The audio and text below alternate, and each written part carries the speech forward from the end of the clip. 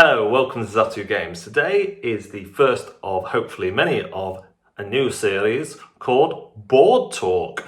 This is where myself, or not necessarily myself, but probably myself and some of the bloggers will play a game on Tabletop Simulator, Tabletopia, Board Game Arena, or Yucata, and then we will talk about it afterwards, what we liked, what we didn't like, kind of a first impressions, but sometimes some of us may have played a couple of times more, and this is going to enable us to do some newer games. Do bear in mind, of course, the constraints of the digital format apply to board games.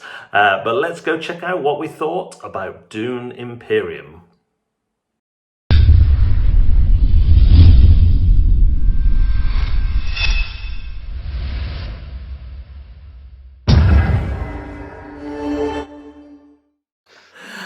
Hello, welcome to Zatu Games. Today we are doing our unedited first impressions. Definitely not the second take. of, I can't even remember the game, Dune Imperium. We played on Friday night. Now, caveats, it was my second play. I've played solo with the physical game. For everyone else, it was their first play. It was a 4-player game on Tabletop Simulator, which did mean it's going to have taken a little longer than real life. We reckon real life will have taken 2 to 2.5 hours. It took about an hour more than that on Tabletop Simulator because you're moving a lot of little pieces individually with a mouse, and sometimes when you try and grab them you go wrong. Originally I won, but I had a niggling feeling, went back, checked, and actually I lost on a tiebreaker to Ben, or a Throne of Games. So we have Ben, a Throne of Games there, who won. We have Tom down there, Punk Dice. Punk Meeple. Guys, if I get a name wrong today, correct me. And we have Northern Dice down below us, Callum. Right. So we're going to take turns without interrupting each other, giving our opinions, and then everyone have a little bit of turn for a comeback against the other opinions. We'll probably be even more reflective today because now we've had an extra night to think about it and get mad with me for messing up the sound on the first take. So we will go to Pump Meeple, the Pump Meeple, Tom, first. Yes. So, yeah, I'm getting set up again then. So, yeah, so of the four of us, as Nick said last time the way through, I'm probably the one who has the lowest opinion of this game. Don't think it's a bad game, just probably say I'd have the lowest opinion. So going into it, there are definitely some things I like about it. I'm quite a big Dune fan. I've read like all the books and the TV series and seen the film. Very excited for the new film coming out later this year, which all the artwork in this game is kind of based off of as well, which is quite cool. But yeah, in terms of the theming and everything like that, it's very, very accurate. So the special abilities of all the characters kind of makes very good thematic sense. All of the worker placement spots in this game, because this is like worker placement and deck building in it as well. All of the worker placement spots, the names match very well to their abilities if you know what they all are. So if you like Dune and you like the universe, you'll probably quite enjoy the theming around this game. However, there were a couple of issues with it, and I think that my main one is that, as Nick said, we played 4-player, and I found the worker placement was incredibly tight to the point where a lot of times you would end up, obviously, part of the joys of worker placement is you can nick a space from your opponents every now and again, but it felt like this was happening every turn at least once. When you've only got 2 or 3 workers forward a push, if you grab that other one, I found it incredibly frustrating. Maybe that's just because I'm a bit wimpy at worker placement games. That's always a possibility. But the other thing was, in order to play, you couldn't just put your worker somewhere. You had to have a card that had a symbol which matched the worker placement area that you wanted to go to. So if you wanted to go to a specific area on the board, you had to draw the right card first. So that's the first thing you needed. Then you needed to not have one of your opponents already go there, and then also some of the spaces had prerequisite like costs you had to pay as well, which meant sometimes it was incredibly difficult to get to where you needed to be, which I found quite frustrating because one of the things I love about worker placement is you have a plan in your mind. This is how I'm going to get my engine going. This is what I'm going to do. And if you keep finding yourself getting knocked back time after time, it starts getting. I found it got a little bit difficult. I've since been told that might be because I was terrible at the deck building aspect of the game. Yeah. Which is very possibly true. But I mean, even that said, I was saying I didn't have the best time with the game. I didn't fall behind. I still was fairly competitive at it. I still quite enjoyed it. I think I would probably play it again at 3 because I think that might open it up a bit more. But that's kind of how I felt about it. I think that's fair. Yeah, we'll go to Ben next. Well, I really enjoyed it. I've been considering buying it. I think I'm still considering buying it. I wasn't sold on my first play, but I'd like to give it another go. Actually, my favourite aspect of the game wasn't the deck building or the worker placement, although I like the part of the worker placement that Tom didn't like, which is the fact you've got to have the right stuff to be able to go in a place. I like that. But actually, it was like the hand management aspect. I like the fact that cards do 2 things. So you can use a card to open up a space, so you can put a worker there, or you can save that card for the end and then use it in the combat or to buy cards. And that's something I can definitely see myself like. That's something where I went wrong a few times when I played. So I really want to have another go, and like, it's too easy to just be like, well, this card's got that symbol on it, I'll just play it. And then I did that a few times. Then went, oh, actually, but that card's also had like 3 daggers on it. I should have kept that one for later. So that's something that I liked about it. I didn't feel there was one point where I felt a bit of a bottleneck with the worker placement, and that was that kind of need to get the your third worker. Like, there was a few steps you've got to do. You've got to get the spice, then you've got to use the spice to get the money, and then you've got to use the money to get the worker, and that seemed like quite linear. So I don't know if there was a need to do that bit where you have got to go and try and get your third worker. Like, could we just start with a third worker? I don't know. But that's the only time I felt really like it was frustrating to be kind of blocked from doing something. The rest of the time, I always felt like I could go elsewhere anyway. There was always an option. You just got to like plan ahead and just go, okay, well, I can't do that this time. I'll do that next round. I'll do something else this time. So that worked quite well. I felt the options for, personally in my game anyway, the options for deck building were quite limited.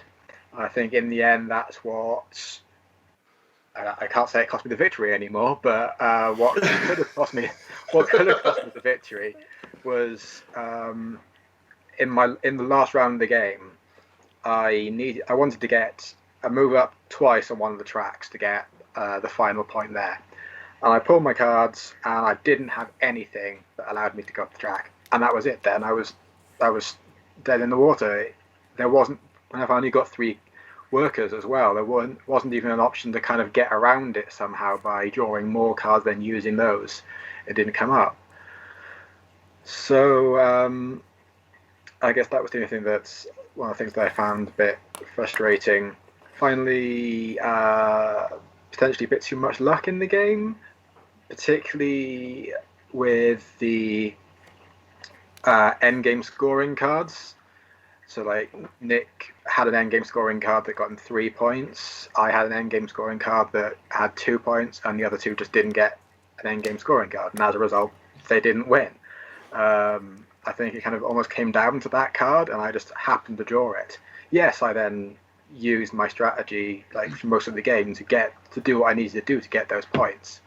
So, like I said to other people, like maybe it'd be better if there was just, you drew a an objective card at the beginning of the game, rather than having those built in, rather than drawing them as the game is going on.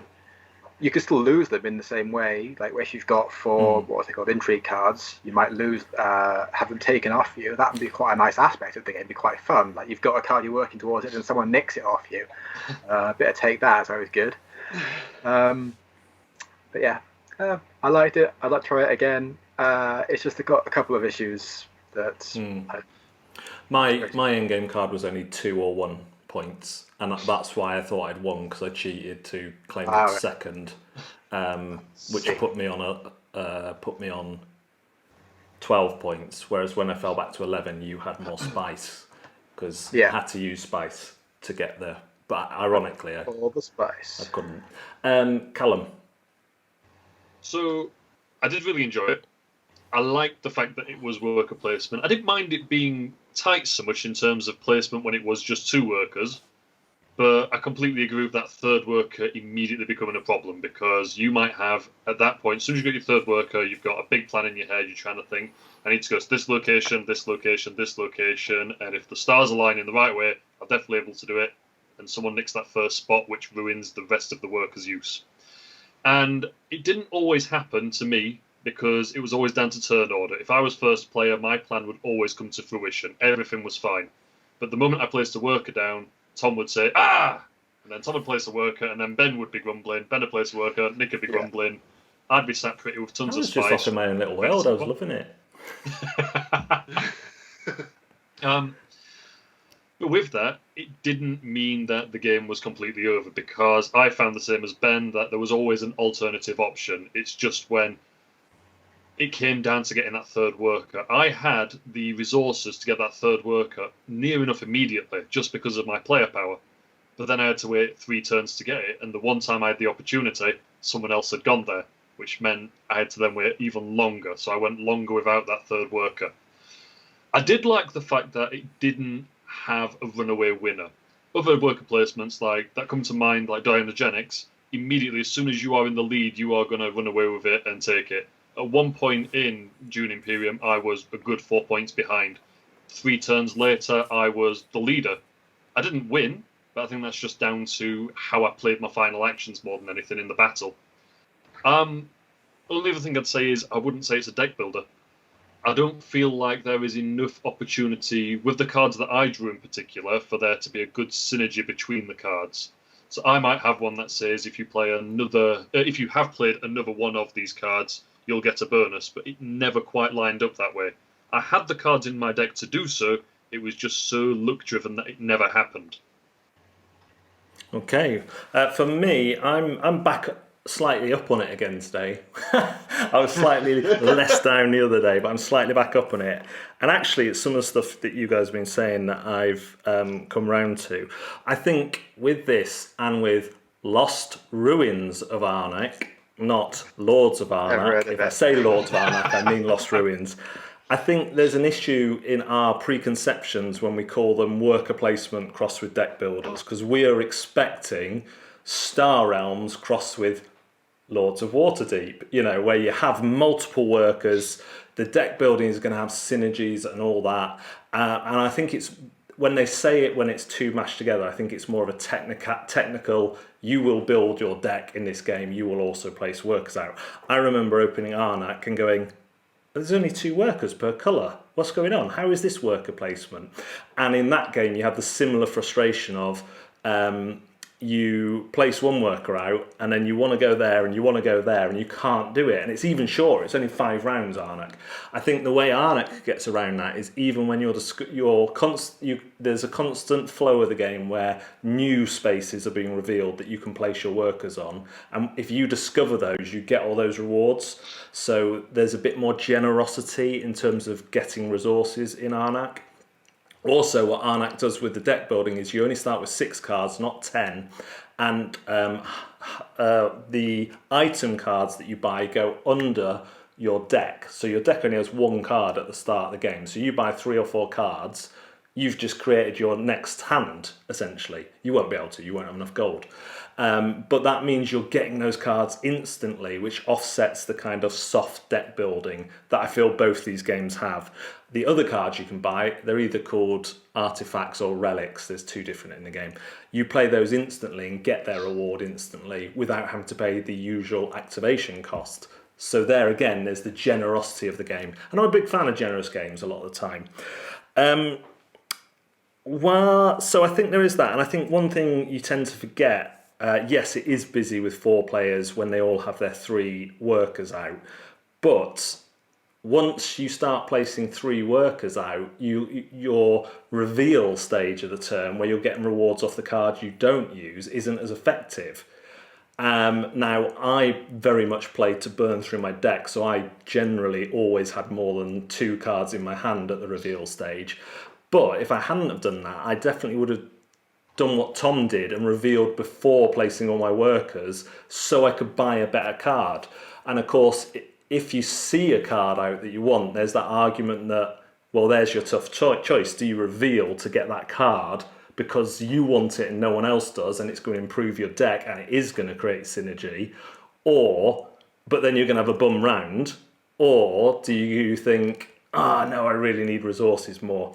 And I still haven't done it, it's a bit slack, but I really want to look through the deck and see if we were just a bit unlucky to get very few cards that had resources on the bottom as reveal. Because if there is more cards like that, I think that would be more of a potential strategy. One thing that I did want to question is it felt like during the game there were 3 or 4 or more powers through intrigue cards or even through starting powers or signet ring powers that were slightly better than everyone else's. And when I played the solo game, I had the character who could go on spaces, 2 types of paces. I think it was green and blues. If other people went on them, they could still go on them. And that felt super powerful, because all of a sudden, when you're coming to the end of your turn, it tends to be the blue and greens that are left to last. But the greens, there's very few you can go on without having to pay. There's 2 that can only be used once during the game. And I do wonder, particularly with that worker spot up in the green area, whether that should have no limit, like multiple people should be able to play on it in a round. Because again, that did become a bit of a race. And regardless of you being able to reveal more, you do feel a little bit disadvantaged when you've revealed and everyone else is still placing out other workers. But yeah, having said those, both negative and positive things, I really like the cards as well. I really like that when you buy them, you've got like up to 4 things to consider. What's it going to give me when I buy it? That was quite rare. What will it give me when I play it to go to a space? And what will it give me when I reveal? I really like that. I saw synergy as a kind of bonus. If you didn't want to kind of machine gun for different cards, it was more of a bonus. I don't mind tightness in worker placement. Generally throughout the game, I never had all my plans stop dead. I think, or if I did, I was like, right, when am I next going to be able to get to this? How many turns is it going to be? Make sure you keep the resources for that turn. And then if it happens early, and I do think it is one of those games where if you risk not taking an opportunity for a space, if you're umming and erring over 2 and you go and you make the wrong decision, that could be really punishing, because it might be 2 or 3 turns before you get that chance again. So I think it's really a game that works, that improves upon having played at least once, because you suddenly go, okay, I can't play this like Star Realms crossed with Laws of Waterdeep. I need to be a bit more thoughtful. Maybe in those first few rounds when the rewards aren't as good in the combat, just forget it and just reveal and just build up a load of cards or build up a load of money, get my worker early. The luck for me was, I think the intrigue cards are good. Once someone sees you use one as a one-off power, everyone's like, oh yeah, I should get those. I think I would definitely, next time I play, I would definitely shuffle out a goal card randomly to each player, so they've got something to work towards. I would definitely do that. But yeah, it is a game we have to plan ahead, but again, you can't rigidly stick to your plans with 4 players. It's worth bearing in mind as well that if you play with 2 players, you're going to simulate a 3rd player, and if you play solo, you simulate 2 extra players. So the tightness feels designed in. It's just whether 4 players was a good idea, I guess. That's the question. So yeah, any comments, any things we've missed, anything that you want to come back on? I was thinking about the whether it would have been worth, because you've got so few workers. Maybe one of the spaces you can go to being to be first player, like a variable player count. Variable like starting player. Because I think being first player is very powerful at times. Yes. Yeah. But you've got so few people that you're paying a third of your people, or even half of your workers, to go on that spot to be first player next time. So that's a big cost. It could even be another cost attached to it. And as a result, reward. Then you've got to go first next. Also, I would have liked to have seen more like being able to specialize, because you've got being able to move up the tracks for the different factions. But there wasn't a massive benefit from getting there. You get there and you get like, oh, a water and another point, which someone can nick off me anyway. So I end up just going halfway up, I think almost all 4 of the 5 tracks to get 5 points. It would have been good if like going up one track has a real strong benefit, like it gets you loads of water, and then water isn't a problem for you for the game. Or like it's strange it doesn't improve those faction spaces for you. Like if you're the highest person on that faction, there should be a bonus from you using their spaces, maybe. Yeah, reduction to being able to buy something characters from that faction or something. Because like you say, even if you specialise early, and most people are going to probably want to specialise in the Fremen for at least 2 moves to get access to that one space on the board where you need to be level 2. Because of the what? Pardon? Abergavenny. Because of that, because that's one of the most solid ways to get points outside of battle, you're gonna go up on the other tracks. You just are. You're just gonna go to at least level 2 on each of them. So that's kind of 8 of your moves predefined, essentially, in a game of a maximum of 10 rounds. So you'll have a minimum of 20 placements unless you reveal, and a maximum of 30 if you manage to buy your worker on the first round, which you won't. And obviously you can buy the mentat, so it isn't an exact number. But it's not a lot of placements when you consider 8 of those are going to have to be in the factions. And there's one faction that I just didn't like. The one that gave you the card that let you go everywhere. The Space Guild. What's the card? The frog spawn. Oh, Fold Space. That's it, the frog spawn. Yeah. However, I did miss on that it lets you draw a card. I thought that was a lot better than I realised, actually. And then there's just getting a load of money and buying influence and getting loads of worm cards expended. Yeah, it's all about the worms. Yeah.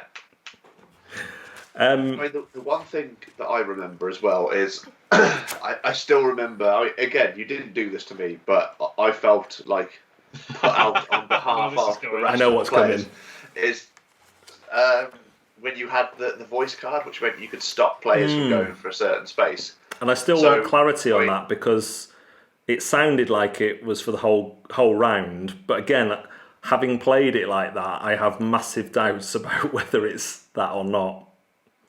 But yeah, I mean, to be able to lock somebody out of a space is a massive deal. And yeah, that I felt like I like my games to be more kind of I build other players up rather than I knock them down.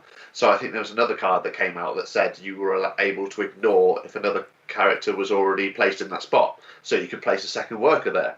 I thought that's a really nice ability. That is very useful, and you can play that without upsetting somebody else around the table. Not saying that anyone was upset or anything like that, but you know what I'm saying. I was upset, and it didn't happen to me. I think I was the only person it is less harsh. I was probably the most upset. It's less harsh than we originally thought. It is just for one round of placements, but like you say, it essentially allowed me to reserve a space so I could go somewhere else. So I didn't have to prioritise for that.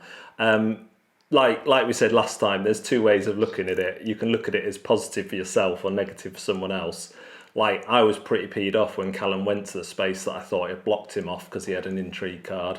So it felt like it knocked down, because I was like, oh, I've been waiting to do that to Callum, and now he's got around it. But yeah, it is perhaps out of sync with some of the rest of the take that in the game.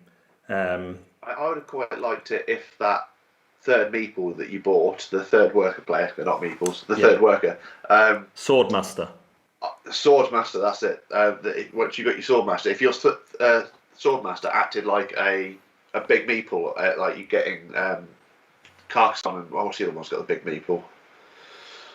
I can't remember. There's another one, but basically that kind of breaks the rules a little bit. So you would be able to place that particular worker with another player's workers. Maybe you have to pay that player a coin for the privilege of doing it, but I think it would just grease the wheels enough just to make it a little bit, a little bit easier to play. Because, but yeah, the way that a lot of the spaces worked is you'd have a very good space that generally had quite a high cost to get into it, or at least a cost to get into it, and then there'd be a kind of a weaker version space that might not give you as many resources, but it's free to go there.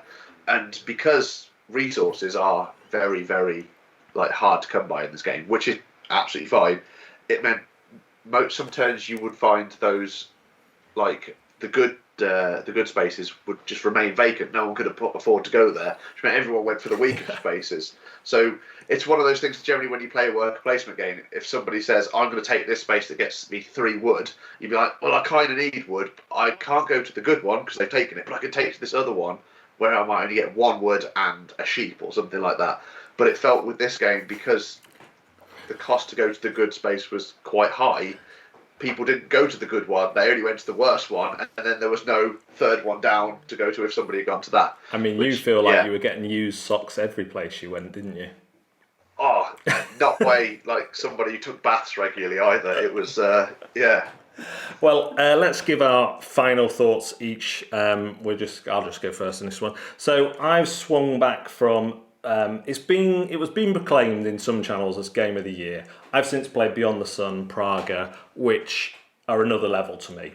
They're another level. Having said that, Dune Imperium is safe in my collection. It's not one that I'm going to sell soon. There'll be plenty that will go out before it because it feels different. What's going against it is Lords of Arnak. I do prefer, mainly because of the quickness and because of it's not just said deck building, it's thought about doing some interesting things where you get the cards quicker. And I do feel in these soft deck builders, you want to get the cards quicker. So that's why Lords of Arnak jumps over it, because I do feel it's still going to be a long game. Lords of Arnak? But for did I say Lords? Lost Ruins of Arnak. Start again. Shut up, a thong of games. And so it's in my collection. I will absolutely be delighted to play this with my group, but I will go through some of the cards, show them what could potentially happen in the combats at the start, because I think you do need to have that knowledge of what might come out in the deck. I'll show them the actual cards you could buy as well. So yeah, it's a high rating for me. But it's not that next level where I wouldn't even consider it as Game of the Year last year. But it would be like an essential purchase. But then I think I've got the biggest collection here.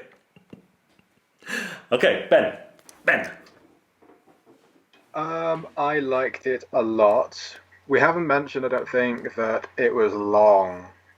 Yes, it was long because we were using Tabletop Simulator and we were learning to play for the first time. But I feel that it was going to be long anyway.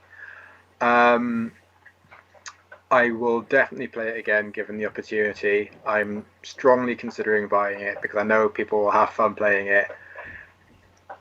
There's a couple of issues with the game that could have been developed a bit further so they weren't issues. So I'm just a bit concerned about pulling the trigger quite yet. Okay, Callum? As I said, it's a game I did really enjoy. It is one that I will look to purchase when it eventually becomes available again on planet Earth. Interestingly, it was the combat that I enjoyed the most that made me want it because it's so visual. You can see where people have got their units, you can see what people are preparing to do. But Yeah, also especially when they play sequence 16 units into the battle at once, Callum. Exactly. But it's that big surprise when people pull one of those cards and it says you may play every unit you've got in your barracks, or where you pull one and it says you can put 3 random ones in as you reveal for that big surprise. I still don't think it's a deck builder because of that lack of synergy, but as you said, it's that blurred line and vagueness of we expect a certain element to be within, and if it's not there, then it's not there. I did really enjoy it, and it is one that I'm going to look to purchase, but as I say, availability is like spice. Yeah. Okay, over to Tom. So, I realise I've been the biggest downer on this game. I went into it with incredibly high hopes, like a massive Dune fan. I enjoy deck building and worker placement. It failed to hit my probably impossibly high expectations for this. But having said that, if someone wrapped this up 3-player, I would absolutely sit down and play it. I think I have a feeling that little hunch inside me that a lot of the issues that I had with this game will disappear at 3 players. As much as I felt that I would quite like some of that Star Realms, that I could like make a really good Fremen deck, which meant I was awesome at fighting in the water.